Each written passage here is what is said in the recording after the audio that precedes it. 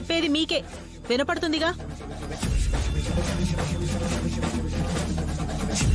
అయినా ఆవిడ గారికి ఇంత మర్యాదగా చెప్తే ఏమర్థం అవుతుంది అన్నయ్య? పాపం వాళ్ళకి ఏ పాపం తెలియదు అంటున్నారు కదా. మీరు కాస్త నోరు మూసుకుంటారా?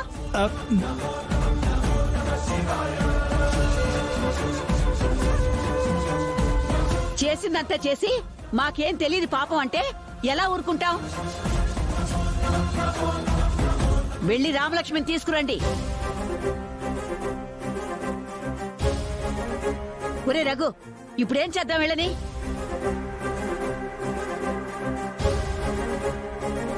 ముందు పెళ్లి చేద్దాం, పదండి. అందరం పెళ్లి మండపానికి బయలుదేరదాం. అదేంటన్నయ్య, రామలక్ష్మి లేకుండా అసలు ఎక్కడుందో కూడా తెలియకుండా మండపంకి వెళ్ళి ఏం చేస్తాం? నాకు తెలుసు కదా రామలక్ష్మిని ఎవరు దాచారో.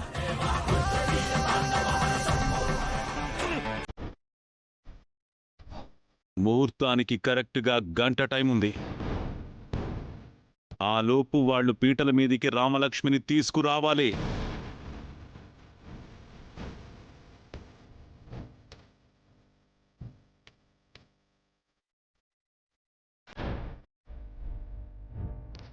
లేదంటే ఏం జరుగుతుందో వాళ్ళకి బాగా తెలుసు.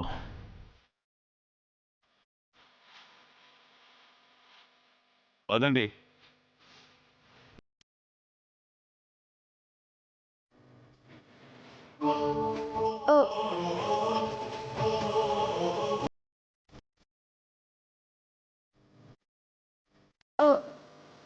అచ్చా, రామాని మనమే దాచామని ఆయన చాలా గట్టిగా నమ్ముతున్నారమ్మా.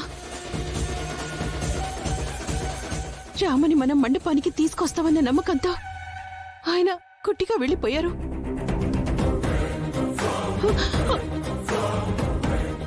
కానీ రామ గురించి మనకేం తెలియదు కదా. ఇప్పుడు ఏం చేయాలి? ఏం చేయాలి సీనయ్య?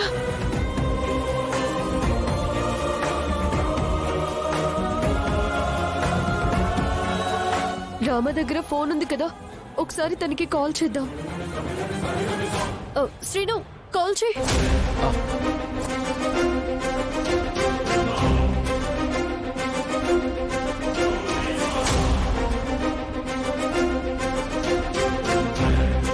మళ్ళీ చేయి.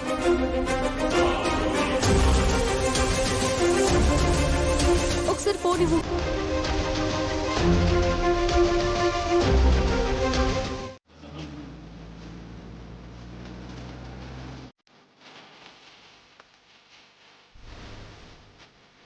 పాపంరా, రఘురామ్ గారు ఏ క్షణాన కూతురు పెళ్లి చేద్దామనుకున్నారో కానీ అప్పటి నుంచి పెళ్లి పెట్టుకోవటం ఆగిపోవటం. మేనల్లుడికి ఇచ్చి పెళ్లి చేయాలనుకున్నారు, అది ఆగిపోయింది. ఇప్పుడు మొదటిసారి అనుకున్న అబ్బాయితో పెళ్లి అనుకుంటున్నారు. ఈ పెళ్ళైనా అనుకున్నట్టుగా జరిగితే ఆ మనిషి ఆనందపడితే చూడాలని ఉందరా నాకు.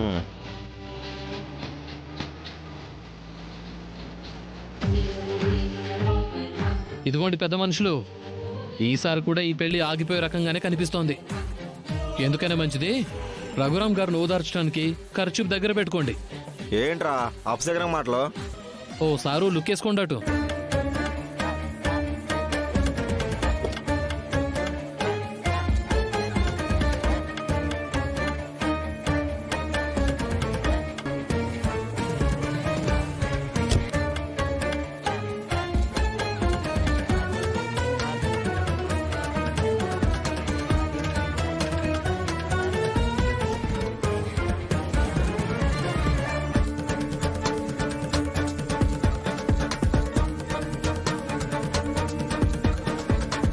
ఇంట్లో అందరూ వస్తున్నారు గాని అసలైన పెళ్లి కూతురు ఏదండి కనపడదు.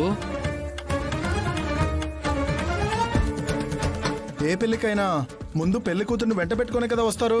మరి పెళ్లి కూతురు లేకుండా పెళ్లి ఎలా చేస్తారు?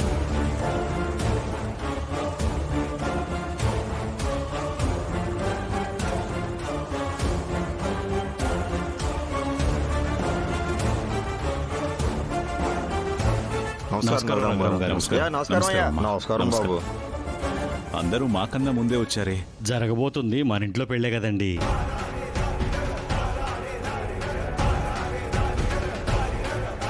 అందుకే మీకన్నా ముందు మేము వచ్చాం.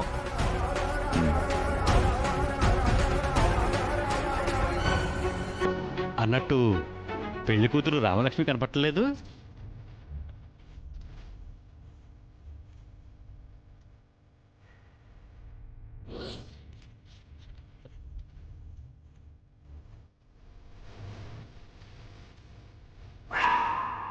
ముహూర్తానికి కరెక్ట్ గా గంట టైం ఉంది. ఆ లోపు వాళ్ళు పీటల మీదకి రామలక్ష్మిని తీసుకురావాలి. వెనకాల వాళ్ళ అమ్మతో వస్తుంది. ఓ జానికమ్మతో వస్తుందా?